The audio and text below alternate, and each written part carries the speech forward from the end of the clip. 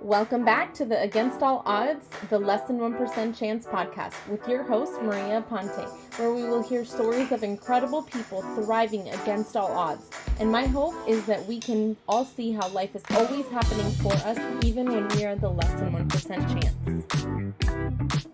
Hey, welcome back to Against All Odds, the Less Than 1% Chance podcast with your host, Maria Aponte. I am so excited to bring you this amazing human being on today. I was able to get to know him a little bit from the information that he sent, so I am really excited for you guys to hear his story. So this is Sam Mitchell. He runs a successful podcast called Autism Rocks and Rolls.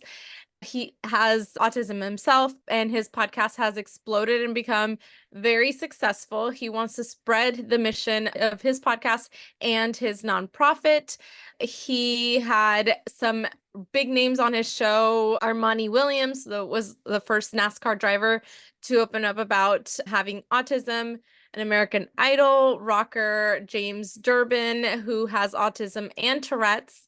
His biggest guest so far was Dr. Temple Grandin, which is the professor in animal science at Colorado State University and an autism activist. And he had even WWE legend Mick Foley on his show, and much more to come. He's a motivational speaker, entrepreneur. He has published a TED Talk called Souled Structure.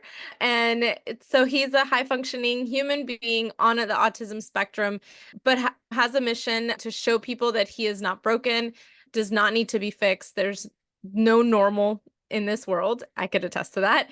And he is successful with autism, and he celebrates the successes of all people. He embraces who he is and feels as though everyone should do the same. His mission is powerful and extraordinary. An extraordinary idea is that's catching on and getting the world's attention. So I'm so excited to have him here. Welcome, Sam, to Against All Odds. Thank you. Good to be here.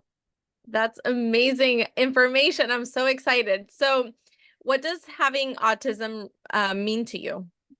Well, we all have our different perceptions on it, but my mother and I do specifically, but my view, it's a different way of thinking. Yeah. Where I see it as a neurological condition, which is bogus because I'm doing fine. Yeah, absolutely. Yeah. And that in itself is against all odds. It's crazy what happens when we're diagnosed with something that is supposed to be like, this is the box, and we are so not in that box. So kudos to you and having the like, nope, not me. This could be a diagnosis that doesn't have to affect me in that way. So how has bullying affected you throughout your life and today? Yeah, so I have been bullied in my life. I was bullied pretty much through life, except my one wasn't like getting kicked in the shins each day. It was exclusion, and you can't send a kid to the office for excluding. Although I wish I could see why you don't. It's just not fair at the end of the day. But the way it's affected me today is I have severe trust issues. I don't trust anyone. That even goes for blood. Yeah.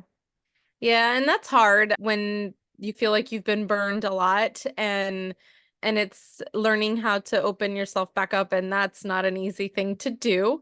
And so what shift happened so that you started seeing that light at the end of the tunnel for your journey? Well, the shift happened really when I was 16. The shift happened out of, I hate to say this, but vengeance and anger. I was just over it. Yeah. I was done people pleasing. I'm not going to care what you think of me. If you boo me, you boo me. Yeah. Yeah, absolutely. May I ask how old you are? 21. 21. That's awesome. So you are a young entrepreneur. That is amazing. And how do you feel like you survived all of this and you've gone through a lot? How do you feel like, how did you make it against all odds?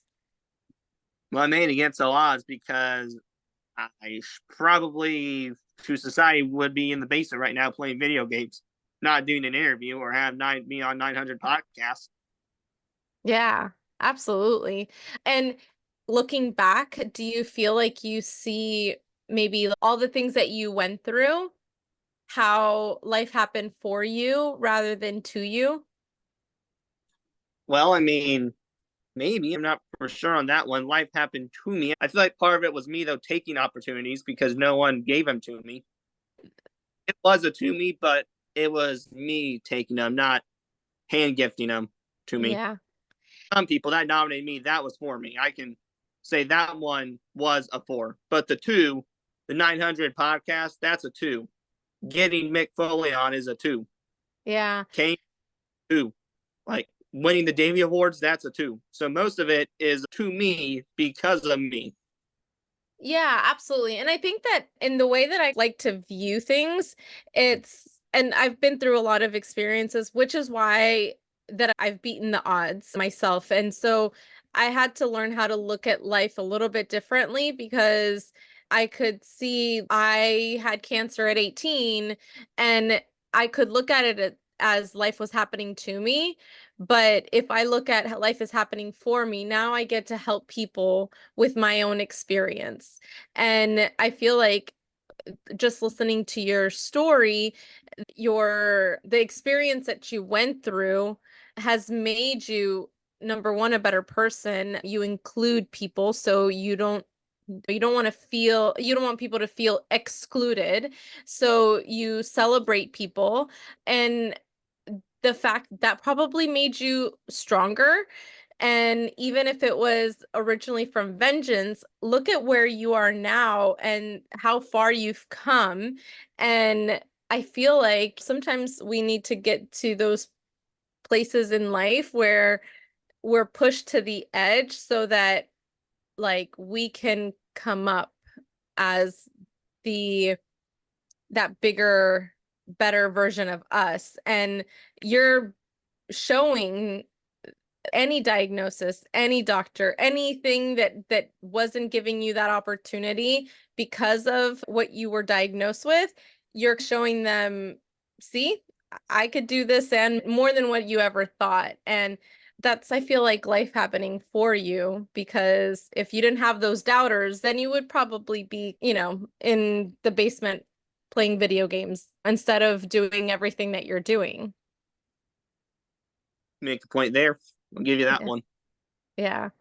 Yeah, I really I learned this a lot later in life. So the fact that you're seeing so much success early in life, it's amazing. I have a daughter that's 20 years old, so not too far from you, and she was diagnosed at like 12 with bipolar disorder. And so mental health has been a part of my life with her for a very long time. And I am so incredibly proud of how far she's come, but I know that she wouldn't have been able to get that far if she wasn't as like, okay, watch me. She moved out at 18 and hasn't been back. And we went from having a more I was the mean mom that she didn't like my rules to we talk every day and she sees how much I fought for her. And I told her when she moved out, the one thing that I want is for you to prove everyone wrong, including myself, that you are capable of being successful and pursuing whatever you want to pursue. That's what I want. And she's been gone out of the house for 2 years now, and I'm so incredibly proud of her. And I feel like you're showing up against all odds of how everyone probably thought you would and overcoming all of these things. I think that's amazing. Yeah, I appreciate that. There's some stuff that I gotta work on. Heck, we all have our flaws, but Yeah. I, like there's some stuff that it may not be manageable, but there's loops around it. Yeah, absolutely. But I think, yeah, you're right. Like we all have things that we have to work on. I'm 41 years old and I still have a lot of work to do. And I feel like that's what I love about this and talking to people that have against the odds overcome things. And I think I get to learn from your experiences as well. And I love the platform that we have, that we have a podcast that we can learn from each other. And I think that's amazing. So like, what was some of your biggest limiting beliefs that you had to overcome? That I want to be, I don't want to say the popular kid. I don't want to say that, but basically I'd have more than one friend. That's one I had to overcome. It's still days where I'm like, is this happening? That's one. Number two, I would say another belief I had to overcome is I never thought that this podcast would grow. I thought it would be a hobby in the basement. It'd be a basement playing video games, except no video games, just podcast. Yeah. The final belief I had to overcome is, well, that I could pretty much get success by taking it without being a complete mean person. Yeah. Yeah. And I feel like you experienced the mean person in growing up, if I'm understanding correctly. Like you experienced being that excluded. And I think that kind of teaches us, is that who we want to be to other people or to ourselves? Do we want to be that mean person? Movie to me, Mean Girls came to my life. Let's put it that way. Yeah. Yeah, absolutely. So, what do you feel like your daily rituals have been that helped you overcome the obstacles that you've had to overcome? Well, just try to be the people that I trust enough, talk to the people that I trust enough. Yeah. And still working on that trust issues, because it has bitten me in the butt. I will not lie to you. It has bitten me. Yeah. I think that's, if we look at it, I feel like that's all of us, right? Like I've been really bitten in the butt a bunch of times, but I feel like what makes us strong and what makes us learn from our experiences is that we go out there and continue to try and just know that like the right people will always come into our lives at one point or another. But if we close ourselves off to those kind of people or to anybody because we have trust issues, I've been bitten a lot, so I understand. But if we close ourselves off, then we might close ourselves off to some really epic people that could be in our lives. And so I think that we're always growing and evolving, but definitely when you start to open yourself up little by little to more people, then we have the ability to open ourselves up to really amazing circumstances as well. Yeah, I would agree with you there. But then also I just realized another one is remembering where I came from. There's a reason why I have a lot of songs with resemblance to my life. Yeah. A. B. Is a reason why I am attached to professional wrestling characters who represent mental health. It makes me think that could have been me. Yeah. Yeah, absolutely. That 18-year-old transition went south. Yeah, absolutely. And so what do you gravitate towards? You said something about your songs. So are you into music? Is that what your safe space and your calm place is? Yeah, rock and roll music mainly. Yeah, it makes sense. Your podcast is Autism Rocks and Rolls, right? And so what is your favorite band, music, song? It's always a tie between AC/DC and Nickelback. Ah, I like. I love that. I don't look maybe like the kind that would like that kind of music, but I grew up in the 80s and 90s, and that was definitely a part of my household. So that's awesome. Anything exciting that is coming up for you soon? Well, let's see. Yeah, well, there's some next week. I started a part-time job / internship at a radio station in Bedford, Indiana. That's awesome. That is awesome. What are you going to be doing? Well, as far as I know, I might be doing a little bit of cleaning, so not much exciting there.